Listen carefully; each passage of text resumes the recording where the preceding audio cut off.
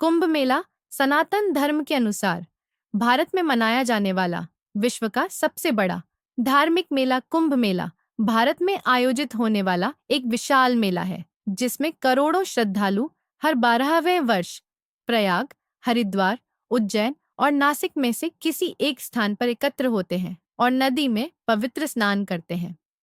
प्रत्येक 12वें वर्ष के अतिरिक्त प्रयाग में 2 कुंभ पर्वों के बीच 6 वर्ष के अंतराल में अर्ध कुंभ भी होता है। 2013 के कुंभ के बाद 2019 में प्रयाग में अर्ध कुंभ मेले का आयोजन हुआ था और अब 2025 में पुनः कुंभ मेले का आयोजन हो रहा है। ज्योतिषीय गणनाओं के अनुसार यह मेला पौष पूर्णिमा के दिन आरंभ होता है और मकर संक्रांति इसका विशेष ज्योतिषीय पर्व होता है, जब सूर्य और चंद्रमा वृश्चिक राशि में और बृहस्पति मेष राशि में प्रवेश करते हैं। मकर संक्रांति के होने वाले इस योग को कुंभ स्नान योग कहते हैं और इस दिन को विशेष मंगलकारी माना जाता है, क्योंकि ऐसा माना जाता है कि इस दिन पृथ्वी से उच्च लोकों के द्वार इस दिन खुलते हैं और इस प्रकार इस दिन स्नान करने से आत्मा को उच्च लोकों की प्राप्ति सहजता से हो जाती है। यहाँ स्नान करना साक्षात स्वर्ग दर्शन माना जाता है। कुंभ का शाब्दिक अर्थ घड़ा, सुराही, बर्तन है। यह वैदिक ग्रंथों में पाया जाता है। इसका अर्थ अक्सर पानी के विषय में या पौराणिक कथाओं में अमरता, अमृत के बारे में बताया जाता है। मेला शब्द का अर्थ है किसी एक स्थान पर मिलना, एक साथ चलना, सभा में या फिर विशेष रूप से सामुदायिक उत्सव में उपस्थित होना। यह शब्द आग, वेद और अन्य प्राचीन हिंदू ग्रंथों में भी पाया जाता है। इस प्रकार कुंभ मेले का अर्थ है अमरत्व का मेला है। ज्योतिषीय महत्व, पौराणिक विश्वास, जो कुछ भी हो, ज्योतिषियों के अनुसार कुंभ का असाधारण महत्व बृहस्पति के कुंभ राशि में प्रवेश तथा सूर्य के मेष राशि में प्रवेश के साथ जुड़ा है। ग्रहों की स्थिति हरिद्वार से बहती गंगा के किनारे पर स्थित हर की पौड़ी स्थान पर गंगा जल को औष्णीकृत करती है तथा उन दिनों यह अमृतमय हो जाती है। यही कारण है कि अपनी अंतरात्मा की शुद्धि हेतु पवित्र स्नान करने लाखों श्रद्धालु यहाँ आते हैं। आध्यात्मिक दृष्टि से अर्ध कुंभ के काल में ग्रहों की स्थिति एकाग्रता तथा ध्यान साधना के लिए उत्कृष्ट होती है। हालांकि सभी हिंदू त्योहार समान श्रद्धा और भक्ति के साथ मनाए जाते हैं, पर यहाँ अर्ध कुंभ तथा कुंभ मेले के लिए आने वाले पर्यटकों की संख्या सबसे अधिक होती है। पौराणिक कथाएं सागर मंथन कुंभ पर्व के आयोजन को लेकर 2-3 पौराणिक कथाएं प्रचलित हैं, जिनमें से सर्वाधिक मान्य कथा देवदानवों द्वारा समुद्र मंथन से प्राप्त अमृत कुंभ से अमृत बूंदें गिरने को लेकर है।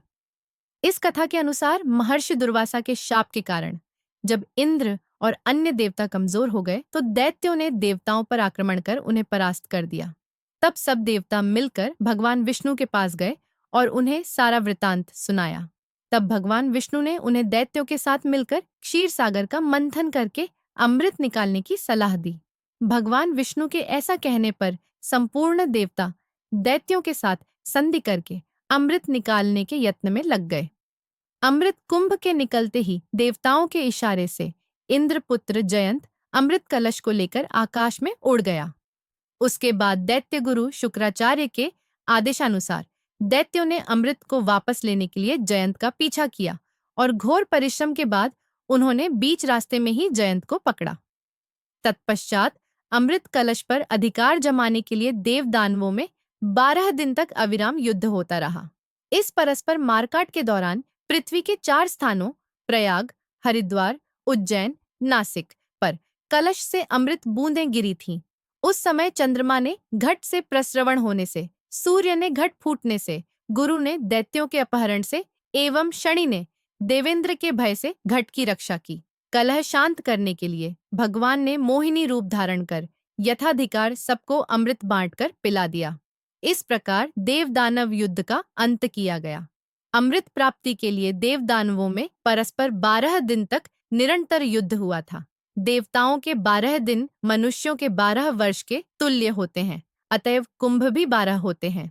उनमें से 4 कुंभ पृथ्वी पर होते हैं और शेष 8 कुंभ देवलोक में होते हैं, जिन्हें देवगण ही प्राप्त कर सकते हैं।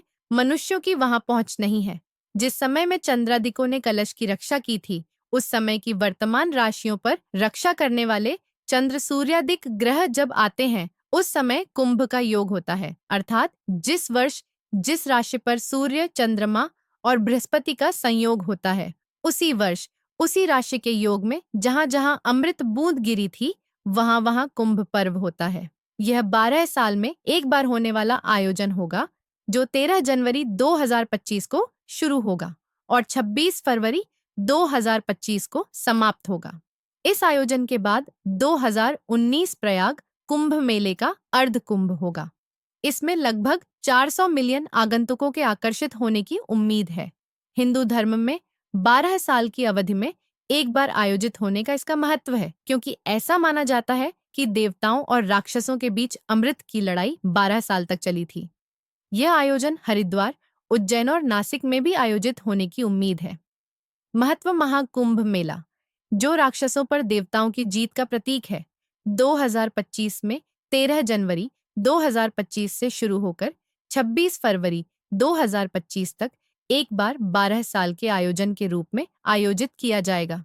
यह आयोजन प्रयागराज, हरिद्वार, उज्जैन और नासिक शहरों में आयोजित किया जाएगा और यह हर 12 साल में आयोजित किया जाता है, क्योंकि ऐसा माना जाता है कि देवताओं और राक्षसों के बीच अमृत की लड़ाई 12 साल तक चली थी।